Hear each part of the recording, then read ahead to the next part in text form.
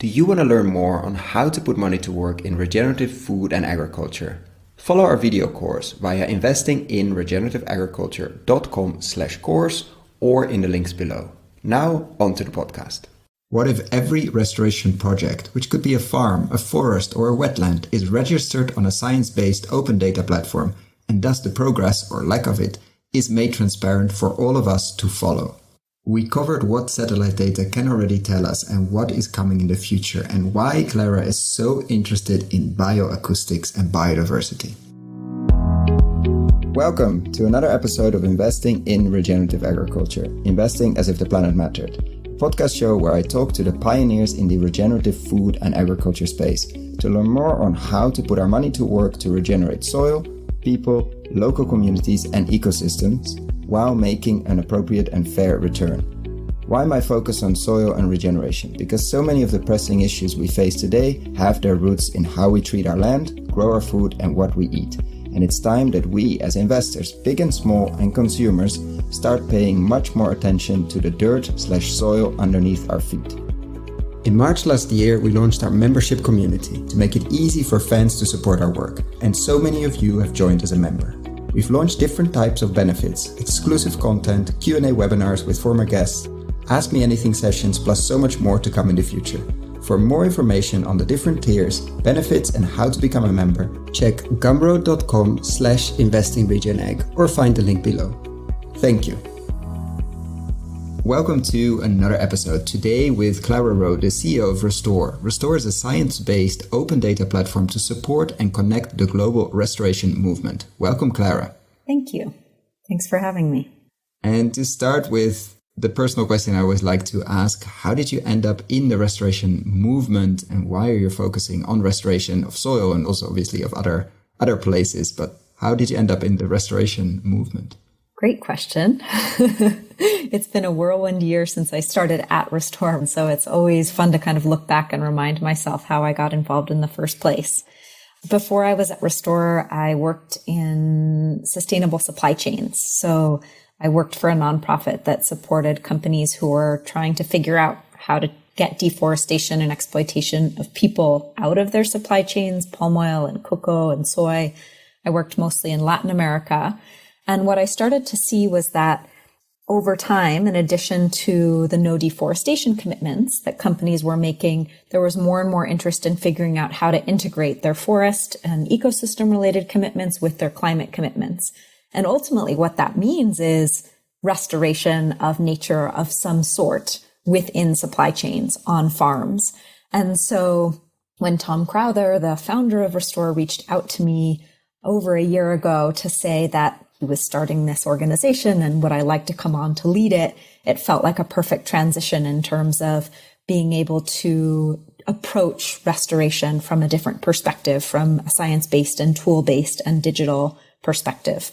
And so, I described it in a sentence or a sentence and a half, but what is your, I hate to say elevator pitch, but like Restor in a few sentences or a few more sentences? How would you describe it to your grandparents, your children, or anybody that is interested but doesn't really have the background? Right. So for me, whenever I talk about what Restor is, I always have to start by talking about what restoration is, what nature restoration is.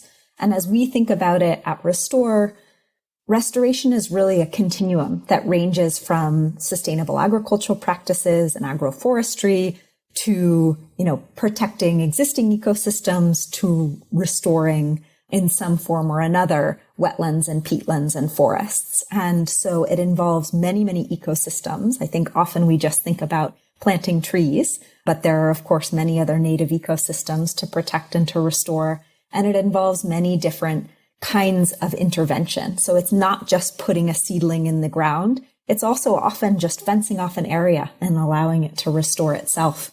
And there's this huge potential in that range of nature restoration. One, to be able to draw down carbon dioxide in the atmosphere. So restoration of forests alone has the potential to draw down about 30% of carbon emissions.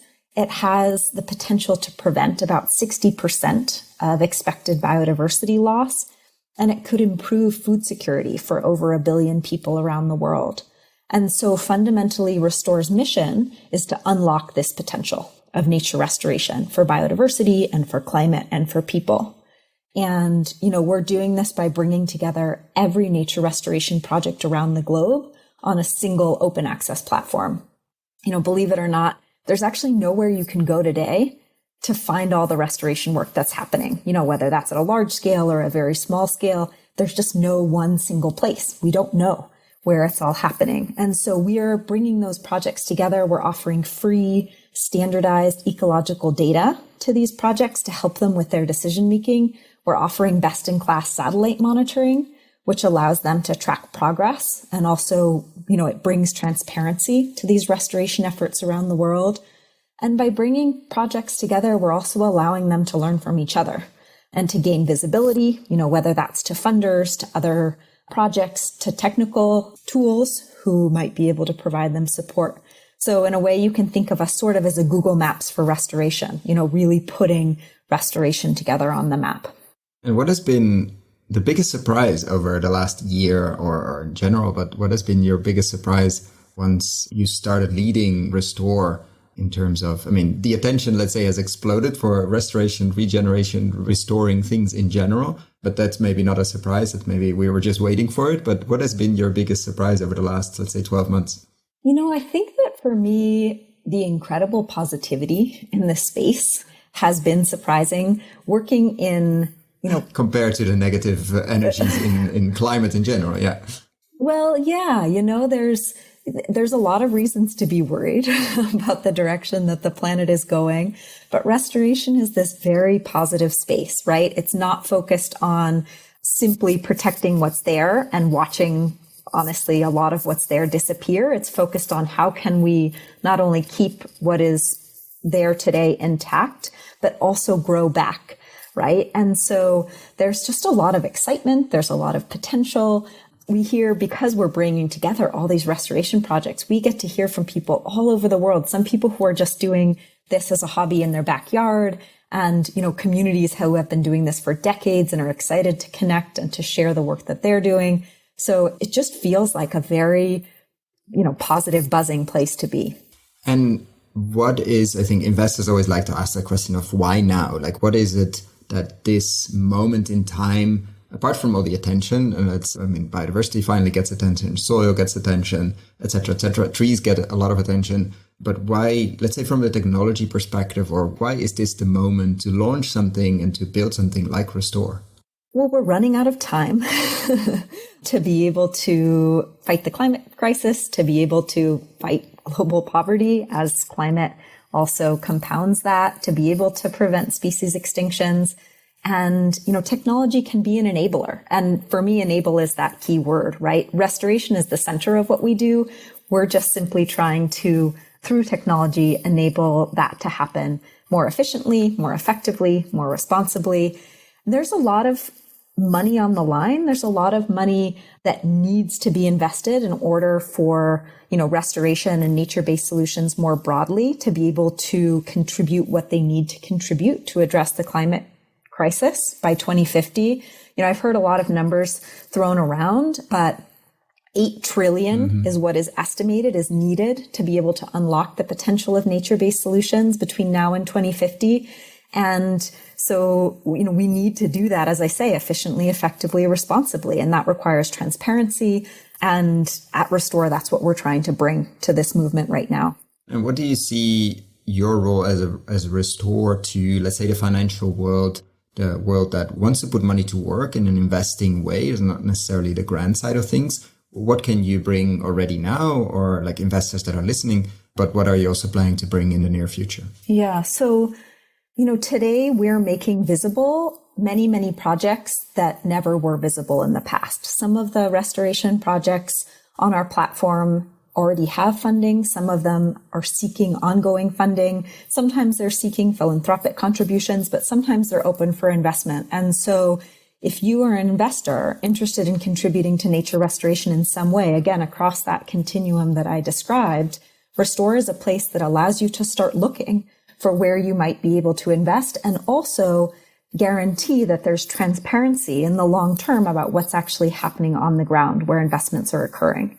And as we build, we want to make that easier and easier and easier. for the transparency piece, for searching, right? For projects to support, really building kind of a smart infrastructure for the way that restoration projects can be connected to funders and that real accountability happens between that in terms of progress made.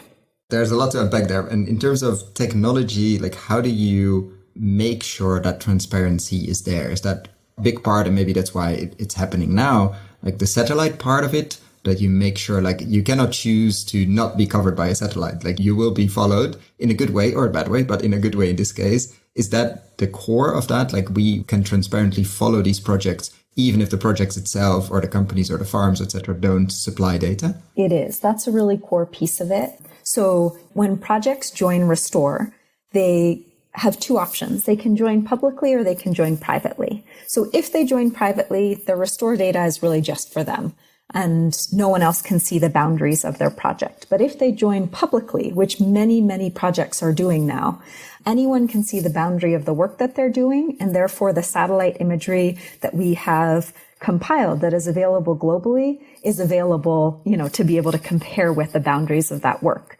And there's a number of different sources of satellite imagery that we use, but perhaps the most impactful in terms of the visual progress is the Maxar imagery that we're hosting. It goes back to 2011, and there's updates every few years, and that's 0.5 meter resolution. So 50 centimeters, in some areas actually 30 centimeters resolution, which essentially allows you to see every tree.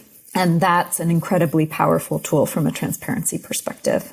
And just to give people perspective, that's something that's relatively recent that you have access to, that we as society have access to this kind of level, or is it something that's been around for a while, or was it very expensive? Like, why is this happening now? So, the satellites are getting better and better, like almost every day. It feels like, right? There's launches of new satellites with higher resolution. Is that difficult for you or not to keep up? It is. Because so much seems to be happening, or is it amazing? Both. We have a geospatial team who's responsible both for making sure that we're bringing in the best available global satellite data, and also that we're building analytics so that you can actually derive meaningful insights at scale. So, I mentioned this 0.5 meter resolution visual imagery, for example. That's terrific if you're willing to take the time to look at any given place on Earth. But if you wanted to have an automated report that tells you how has the land changed here or how many trees here, you need to do additional analytics on top of that. So, our team is working and with external partners as well to figure out how can we bring the ability to delineate individual tree crowns, for example, to this high resolution imagery. How can we take that imagery and estimate diversity of the area based on the structural diversity that's visible in terms of forest cover.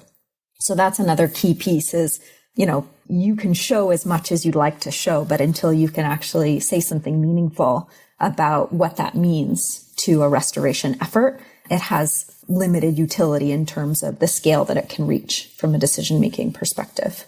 Yeah, it's what is often referred to. I think the amount of terabytes of data coming to decision makers, to farmers, to land stewards, etc., is theoretically enormous, and practically as well. Many people are flying drones that collect so much data that basically will blow up a hard drive in a second. Exactly. But then the question is, what do you do with that? How does it translate into doing something or not doing something, and how does that work? And it seems to be where the real juicy part and the magic happens. Exactly. And that's a real midterm priority for us, is the way that we integrate existing data that projects might already have and provide meaningful analytics. So drone imagery is a good example, being able to allow projects to upload drone imagery and get simple analytics in terms of, coverage, in terms of spectral diversity, perhaps.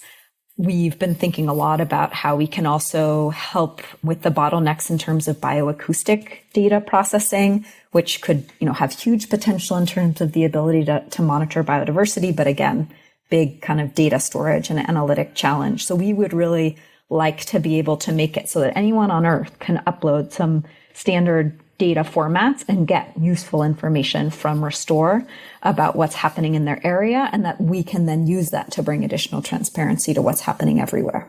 And just for anybody, how would you describe bioacoustics? Because I know more or less what it is, but not really. Why is it so promising and why are you so interested in it? Yeah.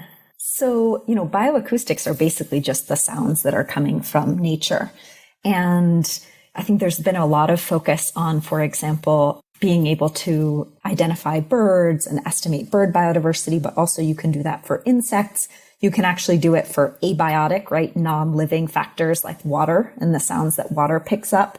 So basically, when you put together all of those sounds, you get this soundscape, which you can then use to estimate, how much this area has recovered in comparison to an intact area.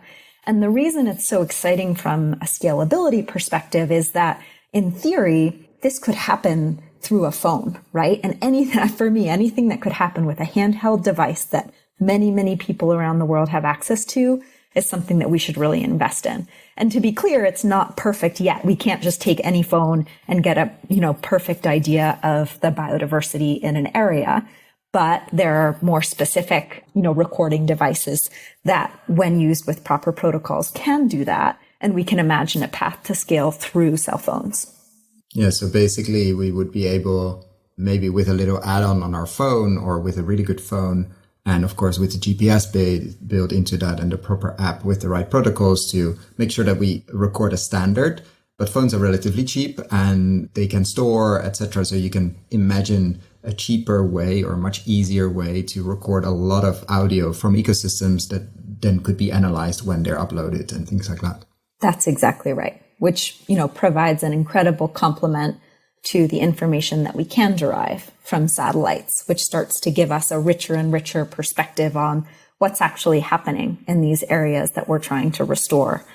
And I'll just emphasize, bioacoustic, biodiversity, it's a very key dynamic as we think about the future of restoration, especially in the next 20 years when there's so much focus on carbon sequestration. And that's, of course, incredibly important. But if we only think about that, right, we lose many other dimensions of what makes an ecosystem whole. And so the ability to have scalable ways to measure biodiversity and not just carbon is something that we're really interested in helping to bring to the table. And how is Restor itself organized as an entity itself? Like, what's your quote unquote business model, or what's your founding path in that sense? Yeah, so we spun off from the Crowther Lab, a science lab at ETH Zurich in Switzerland at the end of 2020. So we're about a year old now. And we were basically set up as a company that is owned by a charitable foundation. So right now, 100% of our shares are owned by the Restor Foundation that was set up in order to be able to protect and restore Earth's ecosystems. And that means that, we operate in a nimble startup fashion. We grew our team last year from 1 to 12 full-time people and a lot of part-time people spread around the world as well. But we fundamentally have a mission to do good, and any profit that we generate in the future will be reinvested into the work that we're doing with restoration projects around the world. And we're still working on our business model, but essentially, we have a core platform which we intend to keep free forever. And we're going to be building digital services, for example, the ability to monitor restoration projects across many sites and compare, the ability to select sites for investment and create portfolios around those sites to be able to generate revenue and cover cost over time. And so we're really eager to experiment in 2022 with partners around the digital services that we build and ensuring that we're really adding as much value as possible to the broader kind of restoration ecosystem as we do that.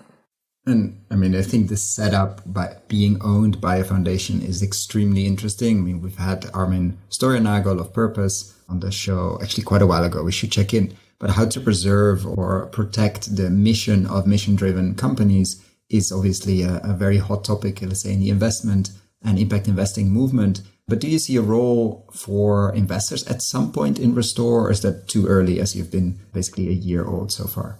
Yeah, I think it's early for us to decide. I think, of course, the key balance that we want to strike is, maintaining our core focus on our mission, but having the capital to be able to grow. There's not a lot of time to do the things that we need to do in terms of, the piece that nature restoration can play in the broader fight against climate change.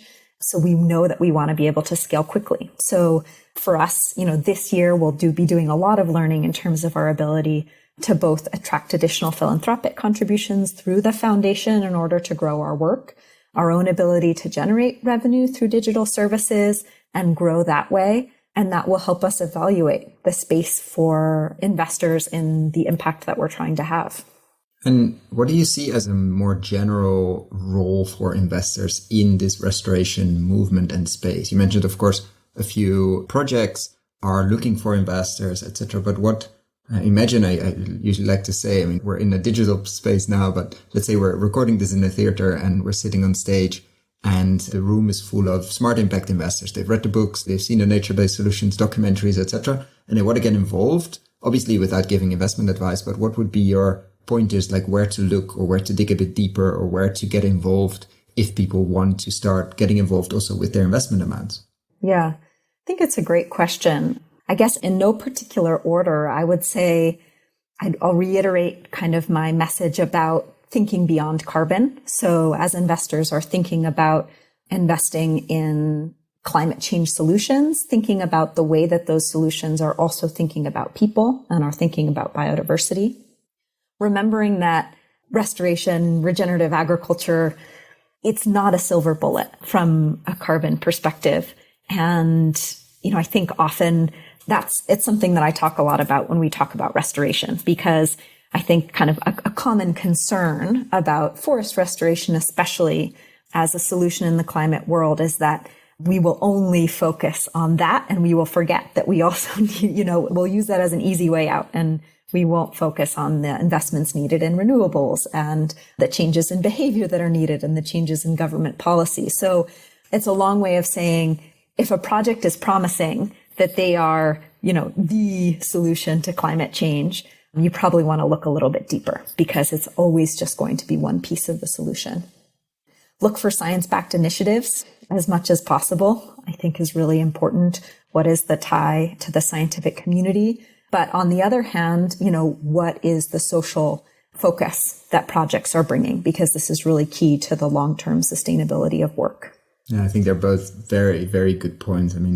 We often see in the space people are coming with the solution to everything. Yeah. It could be an input company, like if you spray this, then everything grows better. and like it's like, if we only would do this, then we'll be fine, etc. And at the same time, at the science piece, it's very difficult, I think, to filter there, because there's so much noise and a lot of things look and sound like science and not necessarily are. The way we've had a very interesting scientist turned farmer on the regenerative ag piece, Jonathan Lundgren in the US, that left the scientific world, but not necessarily. He set up a farm and does a lot of research there with the scientific world, but says, in terms of regen ag, he says the most interesting things currently are happening on farms. The problem is we, as many university scientists, have no longer farmed or haven't farmed in a long time. So we don't see either what's happening or it sounds impossible. Like you cannot do this but he says we have to set farms up again and then be in deep science work and write the papers and do the work, and not the other way around, because otherwise we miss this movement, unfortunately.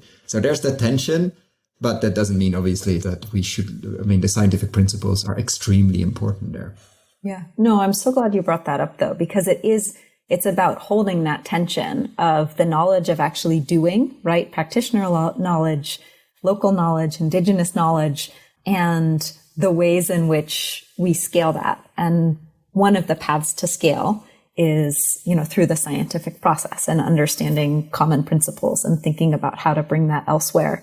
So it is a tension to pay attention to, and not something I think to be taken lightly in terms of science providing all of the answers.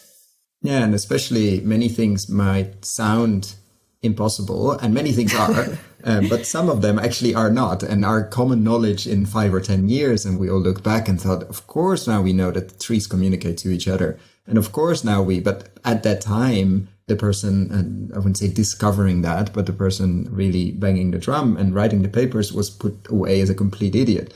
And there are many examples of that. The problem is figuring out which one actually makes sense 5 or 10 years down the line, and we don't have that time. So it's a very interesting tension to not underestimate the seemingly impossible, which we have a lot of things like that in regeneration and restoration. I mean, we get promised the moon and the stars of stabilizing climate, bringing back rivers and all of that.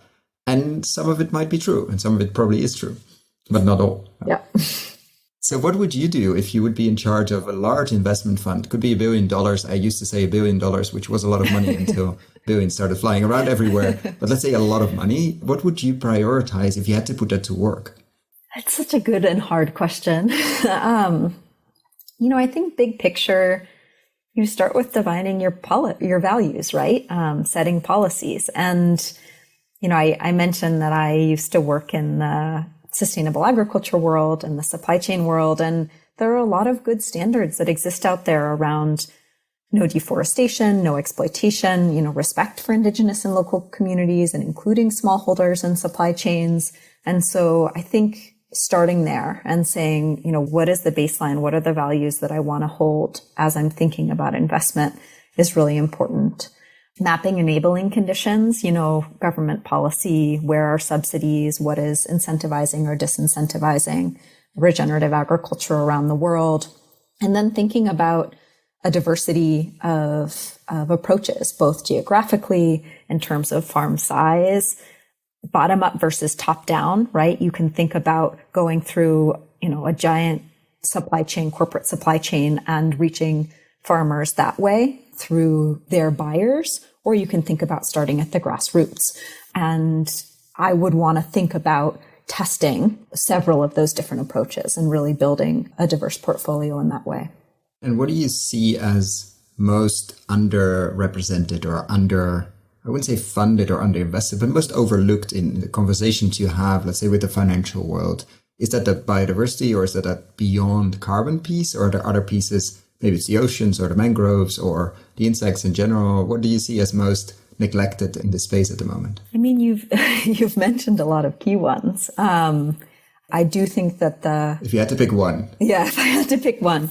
Like your favorite neglected pet. Yeah. So, I mean, I would say biodiversity and people. From the Restore perspective, we have more to bring to the table in terms of bringing biodiversity into the conversation and ensuring that that isn't overlooked.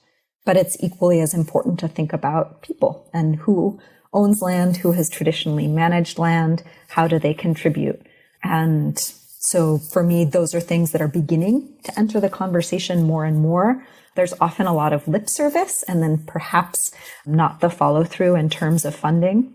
But I think that it's, there are steps being taken down the path to center the biodiversity and people part in addition to the carbon part. And I hope that we continue to take those steps really purposefully and that investors are a really important piece of making that path really walkable in the long term. And what do you see the role? I mean, how much are you already asking those questions when projects are registering and filling out the data, etc.? On the people side, are you asking those questions already? And if not, how would you do that, or when will that come? Yeah, so we have some required and some optional self-disclosed information that include social aspects around land tenure, around ownership and management of particular projects. And we want to make it both easier for projects to fill out that information. That's, really just a user experience challenge from our perspective so that we are collecting that data from more and more projects, but also incentivize the sharing of that information. So we've been thinking about how we might include, transparency ratings, for example, rather than a quality rating, which is not such an easy thing to compare when you have an agroforestry project next to a massive forest restoration project. So, we think that an important piece of what we're building is ultimately making it more and more desirable to share more and more information, which allows us to be clearer and clearer about how the social aspects as well as the other pieces of restoration are visible. Yeah, because especially land ownership can be very sensitive, very interesting, but I can also imagine maybe prohibitive of people sharing if they have to fill it out. But how do you still tease it out? Because it's such an essential piece of the restoration movement and a very often overlooked one. Exactly. And, right now we haven't required land ownership as a prerequisite for putting a project on Restor for a few reasons. One is simply the practicality of being able to verify that, and the reality that there is so much land tenure conflict in many parts of the world. Yeah. But the other is often restoration projects are really the coming together of many different actors, right? There might be a larger landscape with many small farmers who are brought together through cooperatives. And then you have, NGOs and government agencies who are funding. And so there's no one quote unquote manager of that project. It's a big collaborative effort. And so right now, really on a ad hoc basis, we've addressed particular concerns that have come up about projects that have been put on the platform without perhaps the knowledge of one of the actors. And we've made it easy for projects to have multiple managers so that you can really bring in that multi-stakeholder effort. But as we grow, we will have to continue to formalize the way that we address any potential concerns around the ownership and management of a particular site. And this might be a good segue to a question I always like to ask. If there was one thing, it might have to do with land tenure, maybe absolutely not. But if there would be one thing you could change overnight, so you have a magic wand and you've only one wish, unfortunately, what would that be? It could be in the restoration movement, could be anywhere else as well. But what would you change? Thinking about your work and your space in the regenerative agriculture movement, it strikes me that, farmers are risk averse, right? And for good reason, because implementing change at the farm level takes time. I think if I could wave a magic wand, I would take away the risks that farmers face so that behavior change could come more quickly.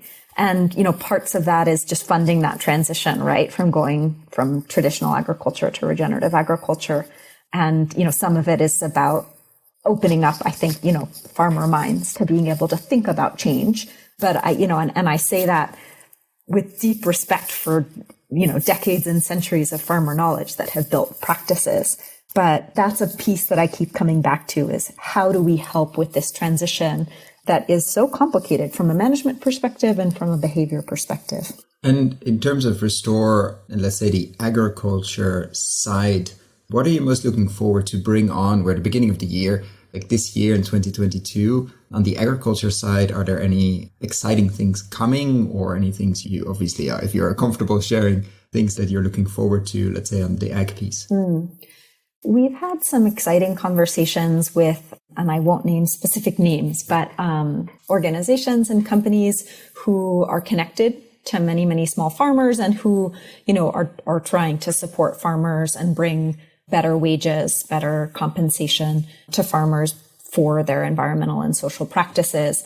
I'm really excited about working to get larger groups of farmers onto the Restor platform, both so that we can think about the ways in which perhaps additional compensation through carbon credits or others could supplement income that they have today through the sale of the products that they're producing. And also so that, more broadly, we all, and, I use we very broadly here, can learn from the work that's happening in the farmer space. And we can inspire more and more farmers to change the way that they're practicing. So I know there's a little bit of vagueness there, but ultimately, as I say, restoration includes sustainable agriculture and, the umbrella that represents. And so the more we can highlight that and make that visible and also reward those farmers who are doing that work, the better, for all of us. And the more we can expand what we think of as the restoration movement.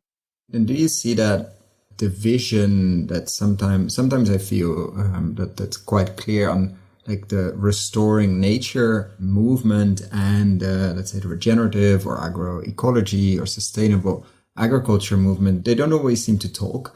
Do you see that often in the projects you work with, or as they're often landscapes or larger pieces that often they include both? Or is it a very divided space, the restoration one, like one side is growing food and the other side is trying to restore? Yeah, I do think that it tends to be divided, or it has historically been divided.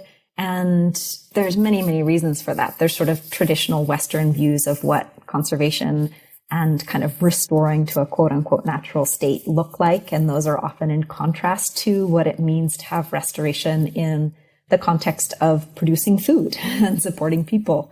And so I think that those historical divides have meant that there's sort of different directions in the broader restoration space. I do think, you mentioned landscape scale restoration. I think that that really helps to bring together a bigger picture of how these things connect. And I hope that by bringing these many different kinds of projects together in one place, that as Restor, we can help raise awareness about both the interconnectivity and the nuance and the great diversity of what it means to be able to restore and the many, many different reasons why restoration is important for climate, for people, for biodiversity. And if there was one thing you could wish for, like in terms of technical ability, would that be a special satellite or be a really good data set on biodiversity? Like on the Restore perspective, what would really help you? What isn't possible yet, or maybe completely unaffordable? What would you wish for if you could choose something in the shop without paying?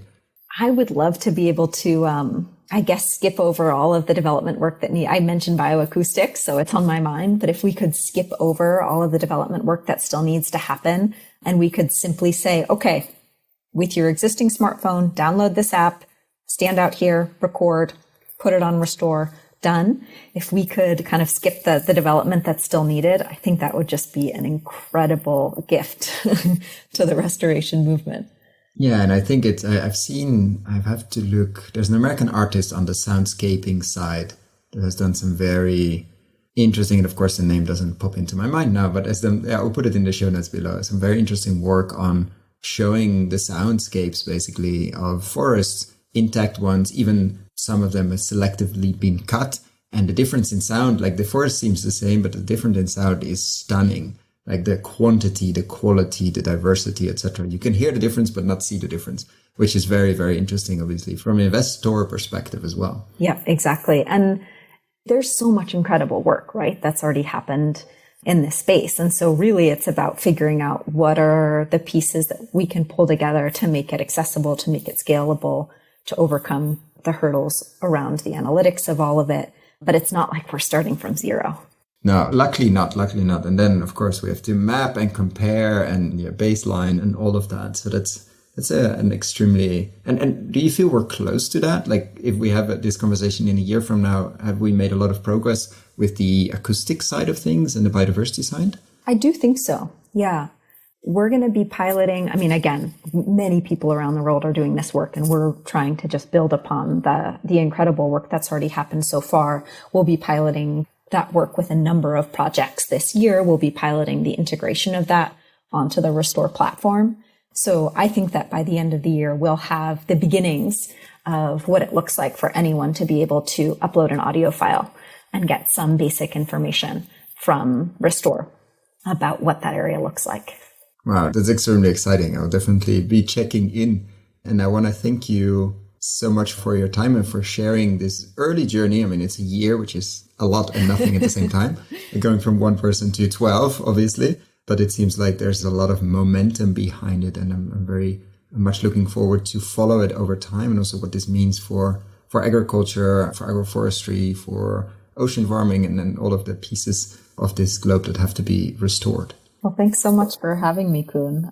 Yeah, I'm very, very excited about continuing to bring together these narratives of more traditional forest nature restoration and, agroecology in the agriculture space. And I think that these kind of conversations are a really terrific opportunity to help bring those worlds closer. Yeah, they're definitely not separate as I'm saying in the global north, have thought for a long time. Let's nature in one corner, a big fence around it, and it will be okay, and agriculture somewhere else, and city somewhere else. It's all a flux and a continuum.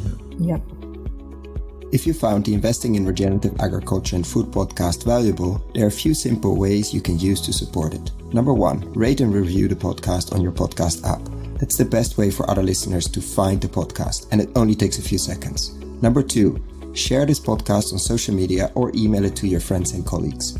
Number 3, if this podcast has been of value to you, and if you have the means, please join my membership community to help grow this platform and allow me to take it further.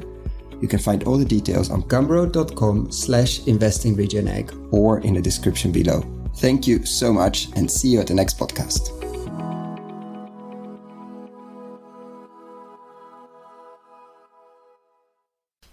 Dear friends of the podcast, I'm super excited to share with you the online video course Investing in Regenerative Agriculture and Food. How to put money to work in regenerating soils at scale and growing a lot of tasty food while doing it.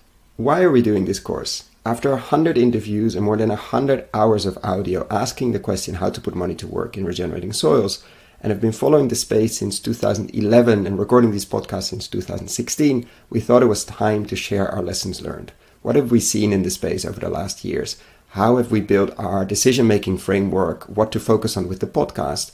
How have we picked interviewees? What questions should you ask? What is happening in the space? What should you read? What should you listen? What should you watch?